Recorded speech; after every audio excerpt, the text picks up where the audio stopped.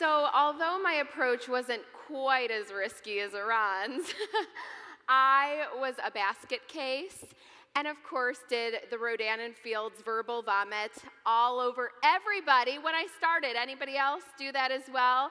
Where you tell them everything all in one approach? In fact, one of my most memorable occasions of my failing forward moments was a time I approached somebody at a skincare counter. And I thought, surely they know the doctors. So I walked up, grabbed a bottle of skincare, my hands started shaking, my knees started knocking, and for the first time in my life, I realized you can see stars. I have no clue what I said to her, but she just looked at me on the other end like a deer in headlights. So I ran out to my car, I sat behind the wheel, I called my mom and I said, "Help, I have no clue what I said to this lady. Should I go back?" She said, "No, don't go back, go home." And there I went, speeding, full speed ahead all the way home, crying, thinking, will I ever be able to do this business? It's a people business, networking. I used to be shy. I was a kindergarten teacher. I was used to speaking with people that were about this height, right? This was very, very different for me. But I had to learn to really plug in, to invest in my personal development, to invest in my professional development, to treat this as a career. And I really developed the mindset of, you know what, I'm not a quitter. So I will not quit. I'm going to figure this thing out, and I will see it through to the end. Now, I was not one of those stories in Rodan and Fields where I earned 6 figures in 6 months.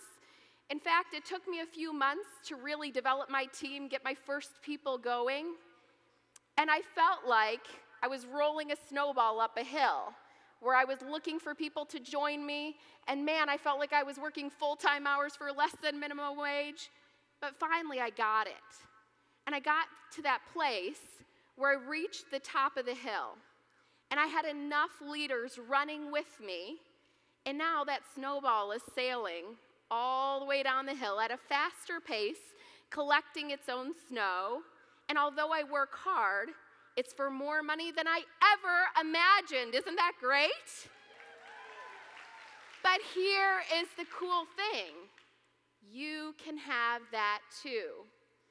So as you're here this weekend, I want you to take this all in and look at ways that you need to develop personally and professionally and make it your business to be good at this business and realize that good is good enough. Enjoy the journey. Your race is your race. Your pace is your pace. You just need to finish well and do your personal best. So I failed forward quite a bit, but failing forward, success, what is it? It's just getting up one more time than when you fell.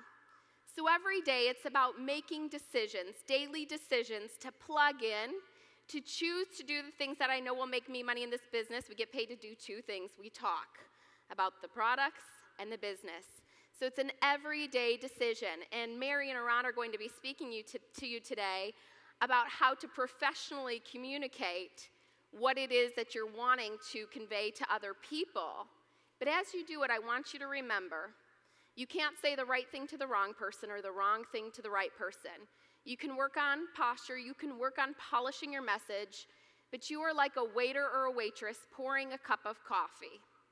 Some will say yes, some will say no. Now, if somebody says no to the coffee, does the waitress cry and run home and quit her job? No, it's not about that. You don't get emotionally connected to other people's decisions. It's not for everybody. It's your job to just keep pouring.